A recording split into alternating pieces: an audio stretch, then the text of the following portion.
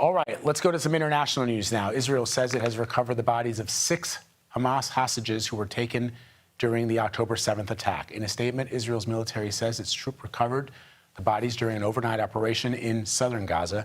This comes, of course, as Secretary of State Antony Blinken is still in the region for the latest round of ceasefire and hostage deal negotiations. He says Israeli leaders have accepted the U.S. proposal for a deal, and he is urging Hamas to do the same. I want to bring in BBC News correspondent Wyre Davies, who is standing by in Jerusalem to talk to us about all this. Wyre, so does this agreement by Israeli leaders signal a step in the right direction towards achieving at least not a permanent ceasefire perhaps, but something that allows for a cessation of hostilities so that Israel can get its hostages back and the people in Gaza can take care of their wounded? I think that's what certainly Mr. Blinken would like and the American government would like. Certainly the Democrats would like it, of course, with the backdrop of this convention and the presidential election. It's important for them that they get some sort of progress on the ground. But I do think that realities on the ground would argue differently. There's still a huge gap between the Israelis and Hamas. There's a complete lack of trust between the two sides. And whatever may have come out of the negotiations between the Israelis and the Americans with the suggestion that Israel was prepared to take the next step, Hamas has accused Israel of moving the goalposts, of reneging on some of its previous promises, if you like, in the event of a ceasefire. Mr. Blinken has just left Egypt as we speak. He's now heading to Doha, where he'll talk with more negotiators. But I think there's a lot of pressure on Hamas to also accept the basic premise to go forward with peace talks.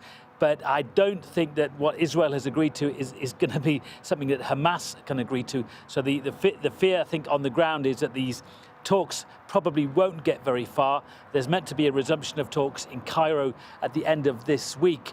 Of course, the aim is, and the American hope is, that there will be a peace agreement, a temporary peace agreement that will lead also to the release of hostages and the partial withdrawal of Israeli troops from parts of Gaza. But the two sides, I think, are still very, very far apart, despite some levels of American optimism over the last couple of days.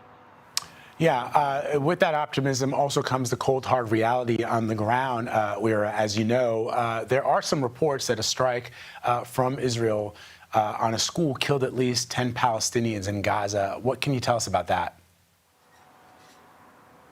Look, Israel is continuing to strike targets in Gaza. It says it's attacking Hamas targets, but reports from the ground say that in most strikes, many civilians are killed. The latest strike, Israel has admitted, was on a school, which Israel has accused Hamas of using that school as a military base. 12 people are reported to have been killed in that strike. Others have been killed in Israeli strikes over the last couple of days. Reports we're getting from Gaza saying that the Israeli military action is still as intense as it was, in the run-up to these talks. The other big thing for Israel and is, of course, this free release, if you like, of these 6 hostage bodies. The Israeli special forces went into Gaza last night and were able to secure the 6 dead hostages. And of course, that's a reminder of how much pressure there is here in Israel for the remaining hostages, especially the 73 who are thought to be alive to be released. There is immense public pressure from the Israeli public on the Israeli government, perhaps not to stop the fighting, but to do so in order to get the hostages released. Every night in Israeli cities, in Tel Aviv, in Jerusalem, in other cities, there are huge demonstrations urging their government to get a deal done, to get the remaining hostages released before more of them, of course, perhaps get killed.